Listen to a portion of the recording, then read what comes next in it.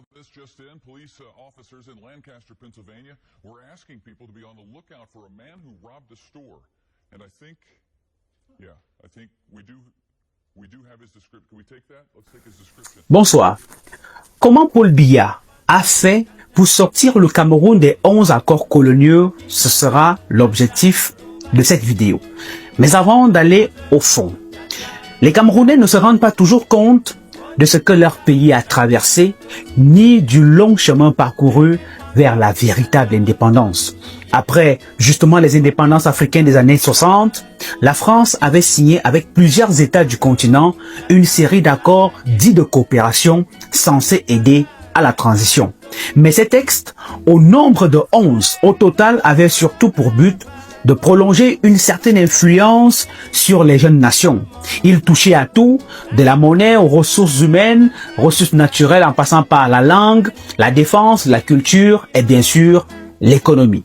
Certains pays, jusqu'aujourd'hui, sont restés liés par ces clauses. Mais le Cameroun, lui, a pris un chemin plus discret mais plus profond. Sous la direction de Paul Biya, le Cameroun s'est libéré, pas par la guerre, ni par la rupture, mais par la diplomatie, la patience et la stratégie. Voici donc comment, accord après accord, notre souveraineté a été reconstruite. Premier accord, la dette coloniale pour remboursement des bénéfices de la colonisation. Dans les années 60 ou alors dans les années qui ont suivi les indépendances, plusieurs pays ont dû rembourser à la France le coût des infrastructures construites pendant la colonisation. Les routes, les écoles, les bâtiments administratifs, chemins de fer, j'en passe. C'était une manière déguisée de prolonger en fait la dépendance financière. On faisait payer aux peuples africains le prix de leur propre développement. Mais au Cameroun, cela n'a jamais eu lieu. Sous Paul Biya surtout, le budget de l'État a toujours été consacré aux besoins du peuple, jamais au règlement d'une dette imaginaire. Les ressources du pays ont servi à bâtir des barrages, des universités, des logements, des hôpitaux et même des stades. Le Cameroun n'a pas payé pour son passé, il a plutôt investi dans son avenir avec le choix des partenaires. Deuxième accord, la confiscation automatique des réserves financières nationales. Que dit cet accord? Autrefois, les pays africains de la zone franque étaient obligés de déposer la majorité de leurs réserves financières à la Banque de France. Cela revenait à dire que leur argent dormait à Paris et qu'ils devaient demander l'autorisation pour l'utiliser.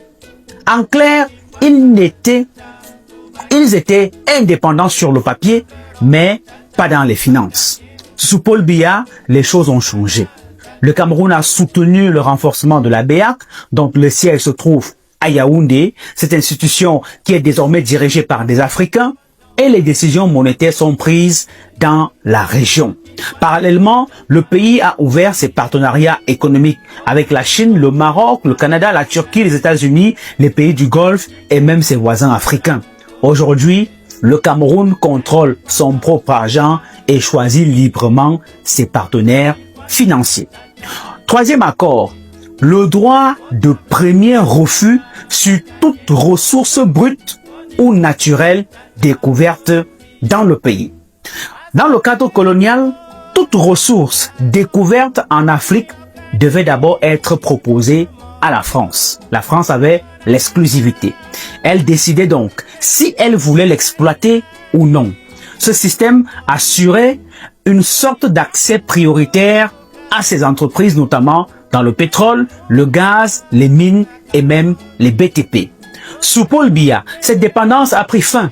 Le Cameroun a repris la main sur ses richesses naturelles grâce à des structures comme la SNH, la Sonamine, qui ont été créées pour superviser le pétrole, le gaz, le fer, le cobalt, l'or et j'en passe. Les partenaires sont désormais multiples, les Chinois, les Canadiens, les Camerounais, les Malaisiens. Et vous avez donc des acteurs nationaux qui sont nés comme Dieudonné Bougne et bien d'autres qui incarnent aujourd'hui cette nouvelle souveraineté économique. Le pays choisit donc désormais à qui vendre et à quel prix. Aucun droit de premier refus n'existe plus. Le Cameroun décide tout seul. Quatrième accord, priorité aux intérêts et aux entreprises françaises dans les marchés publics et les appels d'offres publics. Pendant longtemps, les marchés publics africains étaient presque réservés aux entreprises françaises. Les ports, les routes, les hôpitaux, tout leur revenait exclusivement. Même si une entreprise africaine faisait une meilleure offre, elle était souvent écartée au bénéfice des entreprises françaises. Sous Paul Biya, cette logique a disparu. Le Cameroun a ouvert ses chantiers à la concurrence mondiale. C'est en ce sens que on peut citer le port en eau profonde de Kribi qui a été construit par la Chine, les barrages de Lompanga et de Meveule qui ont été réalisés avec des consortiums internationaux, les stades d'Olembe, de Djapoma avec d'autres partenaires venus de divers horizons, les routes nationales confiées à des entreprises camerounaises et bien d'autres. Et aujourd'hui, l'économie nationale appartient exclusivement aux Camerounais et les partenaires étrangers viennent en collaboration, non plus en contrôle. Cinquième accord, le droit exclusif de fournir des équipements militaires et de former des officiers militaires des colonies. Autrefois, les armées africaines dépendaient totalement de la France. Les officiers étaient formés dans ces académies et tout le matériel militaire, des uniformes aux fusils, venait exclusivement de Paris. Mais sous Paul Biya, le Cameroun a bâti sa propre armée. Des écoles nationales forment désormais nos officiers. On peut en citer l'école militaire interarmée de Yaoundé, le centre d'instruction de Koutaba, l'école de police de Moutenguene ou encore l'école de guerre de Yaoundé. Nos forces se perfectionnent parfois à l'étranger, mais dans les pays que le Cameroun lui-même choisit librement, comme le Maroc, la Russie, les États-Unis, la Chine, Israël et même la France. Le Cameroun s'équipe aussi auprès des différents partenaires selon ses besoins. Aujourd'hui, notre armée est nationale, autonome et respectée. Sixième accord, le droit pour la France de déployer des troupes et d'intervenir militairement dans le pays pour défendre ses intérêts. Dans plusieurs pays d'Afrique, et vous allez le remarquer, la France conservait le droit d'installer des bases militaires et d'intervenir en cas de crise politique ou économique pour préserver ses intérêts et ses citoyens. Ce fut le cas par exemple au Tchad, au Mali, en Côte d'Ivoire, au Niger et bien d'autres. Mais au Cameroun, cette situation n'a jamais existé. Sous Paul Biya, le pays n'a jamais accepté la présence d'une armée étrangère sur son sol. Aucune base française, américaine ou autre n'a été autorisée sur notre sol. Lors des attaques, on se rappelle de Boko Haram, c'est l'armée camerounaise qui a protégé le territoire camerounais. Sans aucune ingérence extérieure, notre souveraineté militaire est totale. Septième accord, l'obligation de faire du français la langue officielle du pays et la langue pour l'éducation. L'un des héritages les plus visibles de la colonisation est bien sûr la langue.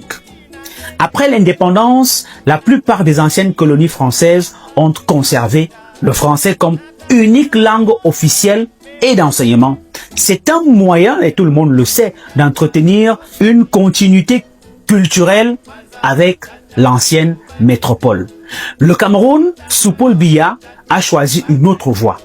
Il a consolidé son bilinguisme, c'est-à-dire le français et anglais qui ont le même statut officiel.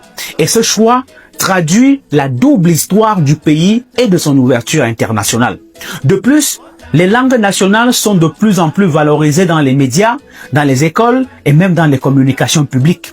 Le Cameroun n'est pas une copie culturelle, c'est une mosaïque fière de sa diversité linguistique. Ça, c'est le résultat de Paul Biya.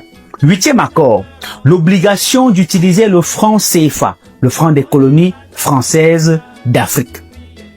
Le franc CFA a été mis en place, je crois, en 1945 et il liait directement les économies françaises au trésor public les économies africaines au trésor public français et la France garantissait sa valeur, mais aussi contrôlait les retours et les décisions monétaires.